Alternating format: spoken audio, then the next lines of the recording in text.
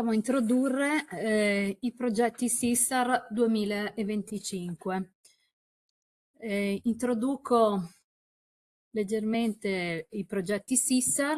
SISAR è l'acronimo di una legge regionale del 2006, la legge numero 5, che ha istituito il sistema integrato dei servizi di sviluppo agricolo e rurale. La programmazione SISAR vede l'attivazione di due diversi servizi denominati per semplicità SISAR-A e SISAR-B.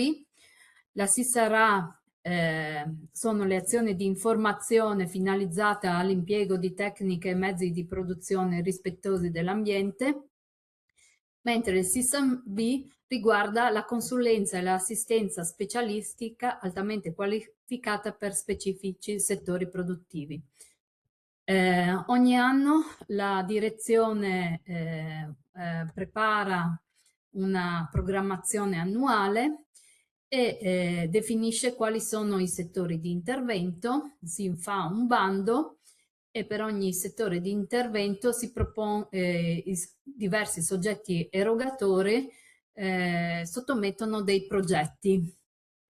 In particolare per il SISAR-A sono dei progetti legati al monitoraggio del territorio per la raccolta di dati significativi per la produzione dei bollettini di difesa integrata.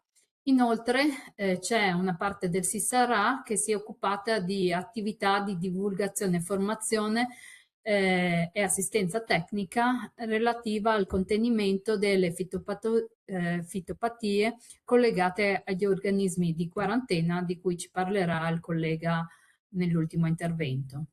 Mentre nel SISAR-B le attività si dividono principalmente in tre tipologie: incontri tecnici collettivi o partecipazione a eventi formativi, azioni dimostrative e consulenza, assistenza specialistica altamente qualificata in azienda.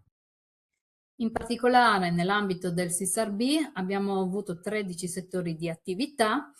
ERSA e la direzione hanno prodotto delle linee guida e i soggetti erogatori che hanno vinto che hanno partecipato con i loro progetti hanno ingaggiato dei tecnici per svolgere le attività legate al SISAR.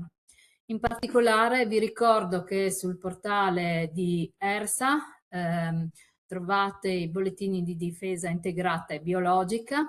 Vi invitiamo sempre a consultare o sulla piattaforma Agrix o appunto sul sito i bollettini che potete consultare anche sui canali Telegram dedicati, mentre per le attività del SISAR-B vi rimandiamo alla pagina dedicata della Regione, dove potete trovare la brochure del 2025, ancora la programmazione del 2026 non è ancora partita, e tutti gli eventi legati alla programmazione SISAR li trovate anche sui canali social di ERSA.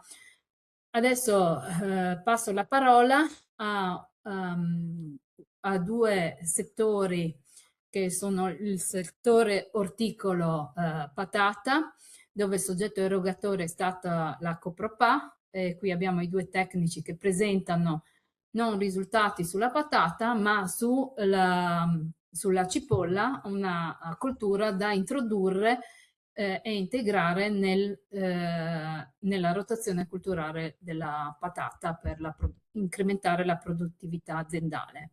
E poi ci sarà il secondo intervento dei tecnici del settore orticolo, del soggetto erogatore AIAV, che presenteranno il campo catalogo della zucca che è stato fatto come azione dimostrativa del 2025.